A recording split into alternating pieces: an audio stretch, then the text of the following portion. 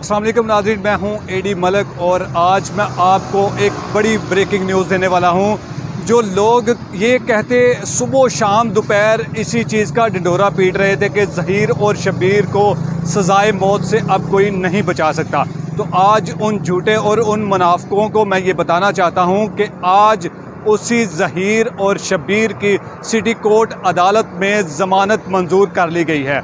इस तरह मैं हर वीडियो में ये कहता था कि इस केस की चौक में मंजी रखी जाएगी और फिर उसकी ठुकाई इस तरह होगी कि दुनिया याद करेगी।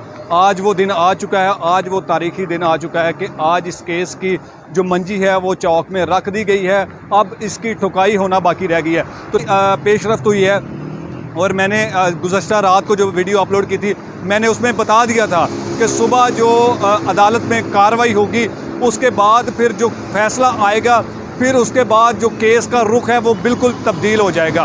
तो आज ज़हीर और शब्बीर की ज़मानत मंजूर होना ये साबित करता है कि आखिरकार सच की जीत हुई है और झूठ हमेशा के लिए दफन हो चुका है। तो जो लोग अब भी नहीं मान रहे कि ये एक पसंद की शादी है और इनको अब एक साथ रहने देना चाहिए, तो उनको अब इससे ज़्यादा और कुछ भी नहीं मैं कहूँगा कि अब आपके पास ना तो कोई जवाज़ है पेश करने के लिए, ना कोई आपके पास कोई जवाब है, सवाए इसलिए कि आप सिर्फ़ और सिर्फ झूठ बोलकर अदालतों का टाइम वेस्ट कर रहे थे।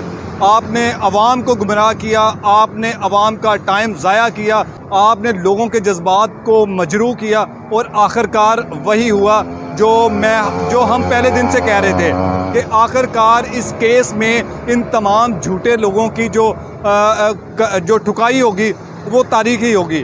और आज अल्हम्दुलिल्लाह से जो इन झूठों की ठुकाई हुई है और जिस तरह से अब मज़ीद आगे होने वाली है ये आपको अंदाज़ा हो जाएगा। तो आज ज़हीर और शब्बीर की 2-2 लाख मुचलकों के हौज़ ज़मानत को मंजूर किया गया है और अब इंशाअल्लाह ज़हीर और उसकी जो अहलिया है वो एक साथ वापस लाहौर भी आएंगे और दुनिया अब इन झूठों को देखना छोड़ दे, क्योंकि ये आपको सिर्फ़ और सिर्फ गुमराह कर रहे थे, ये आपका टाइम ज़ाया कर रहे थे। इनको आज ये झूठे नज़र नहीं आएंगे। आज भी अगर कुछ झूठे ये नज़र आएंगे तो उसमें भी ये लोग वही झूठ आपको बोल रहे होंगे, वही झूठ बता रहे होंगे कि ये हो गया वो हो गया।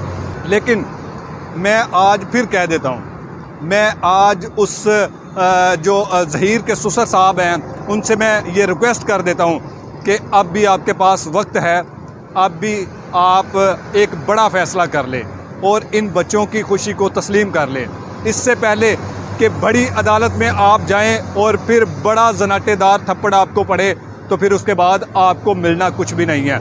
आज का फ़ैसला, आज की ज़मानत और आज की समाअत से आपको बाखूबी अंदाज़ा हो गया होगा कि केस में अब बचा क्या है। ज़हीर और शब्बीर के साथ साथ नाज़रीन आपको ये भी मालूम है कि निकाह ख्वान और गवाह की भी ज़मानत मंजूर हो चुकी है।